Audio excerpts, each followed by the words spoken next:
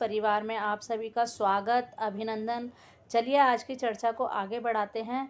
तो जैसे कि मैं आपको कार्तिक महात्म्य के अध्याय सुना रही हूँ और साथ में एक एक कहानी भी कार्तिक के माह में जो सुनाई जाती है वह भी सुना रही हूँ। तो मैं आज आपको 5वां और 6ठा अध्याय सुनाती हूँ, लेकिन उससे पहले गणेश जी की एक कथा और सुनाती हूँ। तो चलिए शुरू करते हैं। पहले गणेश जी की कथा। तो देखिए कार्तिक मास में गणेश जी की बहुत सारी कथाएं हैं। गणेश जी की, तुलसी माता की बहुत सारी कथाएं हैं। तो मैं आज आपको फिर से गणेश जी की एक कथा सुनाती हूँ। तो चलिए शुरू करते हैं। बोली गणेश जी महाराज की जय, कार्तिक महात्मा की जय, तुलसा मैया की जय, सालिग्राम भगवान की जय, दामोदर भगवान की जय। एक बुढ़िया माई थी, मिट्टी के गणेश जी की पूजा किया करती थी। रोज बनाए रोज गल जाए, रोज बनाए रोज गल जाए। एक सेठ का मकान बन रहा था तो वो बोली पत्थर का गणेश बना दो, पत्थर का गणेश बना दो। मिस्त्री बोले जितने में हम तेरा पत्थर का गणेश गढ़ेंगे उतने में अपनी दीवार ना चिनेंगे। बुढ़िया बोली राम करे तुम्हारी दीवार टेढ़ी हो जाए। अब उनकी दीवार टेढ़ी हो गई। वो चिने और ढा देवें, चिने और ढा देवें। इस तरह करते करते शाम हो गई।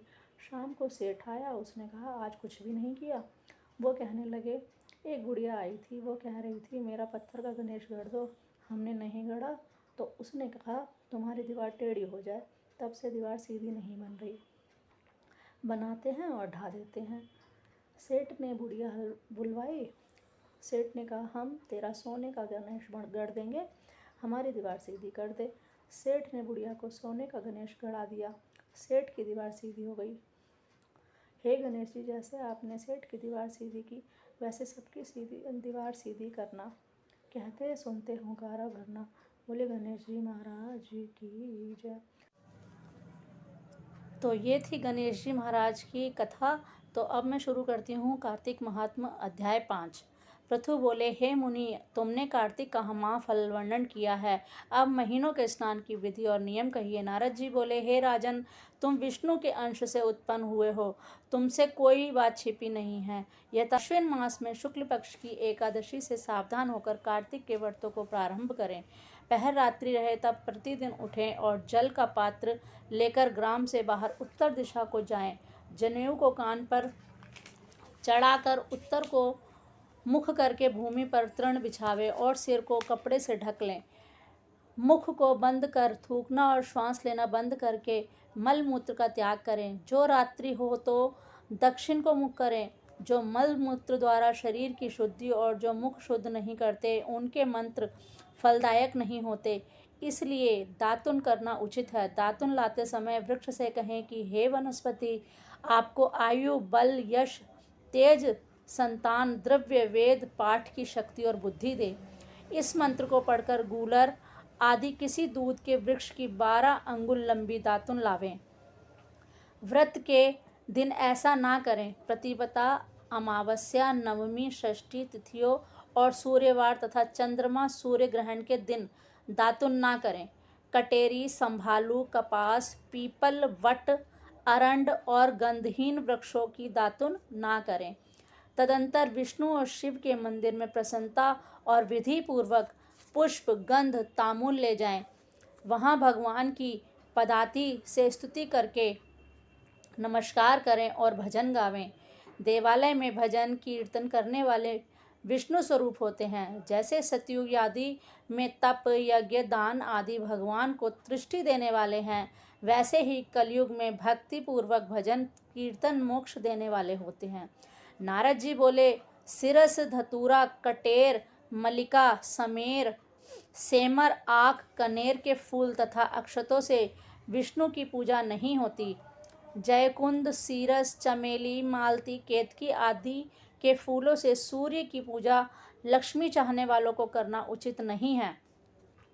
यथा योग्य विधि से ही देवताओं की पूजा करके भगवान से क्षमा प्रार्थना करें कि हे सुरेश्वर, हे देव, मैंने मंत्रहीन भक्ति की है और क्रियाहीन पूजन किया है, वह परिपूर्ण होवे। फिर प्रदक्षिणा करके दंडवत करें, फिर क्षमा प्रार्थना करके गान करके समाप्त करें। जो कार्तिक की रात्रि में विधि पूर्वक विष्णु और शिव का पूजन करते हैं वे अपने पूर्वजों सहित निष्पाप बैकुंठ को जाते हैं। कार्तिक भगवान की जय, दामोदर भगवान की जय। तो ये था 5वां अध्याय। तो अब मैं आपको 6ठा अध्याय सुनाती हूँ। कार्तिक महात्म की जय। नारद जी बोले, 2 घड़ी रात रह जाए तब उठकर तिल, कुशा, अक्षत, फूल, धूप, दीप आदि लेकर पवित्र होकर किसी नदी, तालाब, कुआं आदि जलाशय पर जाएं। मनुष्य की बनाई हुई नहर आदि तथा देवताओं की बनाई हुई नदियों में वे संगम में स्नान करने से 10 गुना फल मिलता है। तीर्थ में उसका दुगना। विष्णु का स्मरण करके स्नान का संकल्प कर तीर्थ तथा देवता आदि को कर्म से अर्घादि दें और कहें, हे ऋषिकेश, मेरे इस अर्घ को ग्रहण करिए, आपको नमस्कार है। बैकुंठ में, प्रयाग में अथवा बद्रिकाश्रम में, जहाँ मुनि वेद और यज्ञों सहित जहाँ 3 प्रकार से विष्णु ने पद स्थापित किया है, वहाँ सब देवता मेरी रक्षा करें। हे कृष्ण, कार्तिक मास में दिए हुए अग्र को ग्रहण कीजिए। भागीरथी, विष्णु, शिव, सूर्य आदि को नमस्कार करके जल में घुसे हुए नाभि पर्यंत जल में घुसकर विधि पूर्वक स्नान करें। गृहस्थी तिल और आंवले का चूर्ण मलकर स्नान करें। विधवा स्त्री, सन्यासी तुलसी की जड़ की मिट्टी लगाकर स्नान करें। परंतु सप्तमी, अमावस्या, द्वितीया और त्रयोदशी इन तिथियों में आंवला और तिल ना लगावें। स्नान मंत्र, भक्ति भावना जिन प्रभु ने देवताओं के कार्य के निमित्त रूप धारण किया था, वे कृपा करके मुझे पवित्र करें। विष्णु की आज्ञा से इंद्र सहित सब देवता कार्तिक के व्रत करने वालों की रक्षा करें।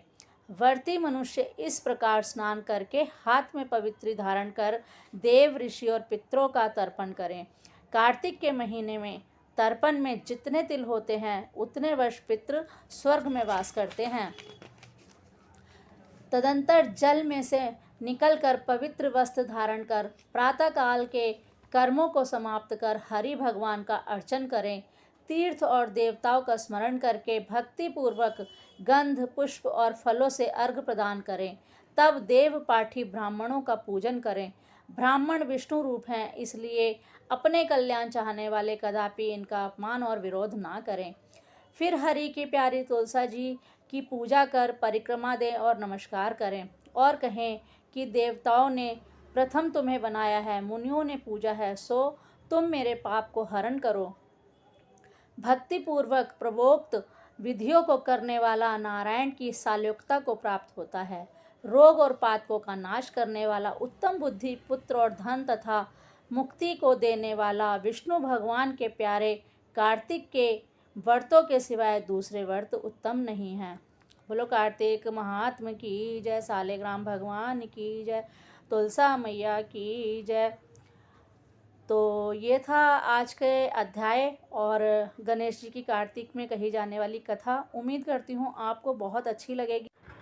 यदि आपको मेरी आज की वीडियो अच्छी लगी है तो आप सब्सक्राइब ज़रूर कीजिए और मेरे साथ इसी तरीके से जुड़े रहिए। मिलती हूँ अगली वीडियो में एक नई कथा और नए अध्याय के साथ। तब तक के लिए राधे राधे। जय श्री कृष्णा, जय गौ माता, जय गोपाल।